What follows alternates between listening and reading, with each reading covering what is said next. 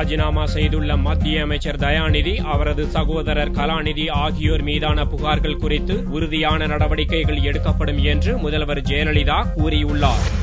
2G spectrum ஊழல் வழக்கு விசாரணை வளையத்தில் மத்திய ஜவுளித்துறை அமைச்சர் தயாநிதி மாறனும் சிக்கியிருப்பதை அடுத்து தனது பதவியை அவர் ராஜினாமா செய்துள்ளார். இதுபற்றி முதல்வர் ஜெயலலிதாவிடம் கருத்து கேட்டதற்கு இது மிகவும் தாமதமான நடவடிக்கை என்று கூறினார்.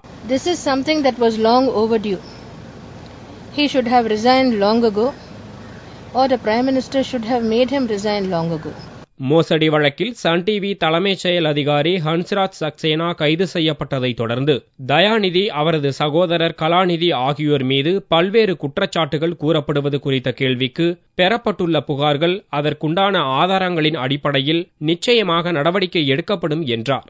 Most certainly, whatever complaints have been received, whatever evidence has come to light, will be acted upon with all seriousness.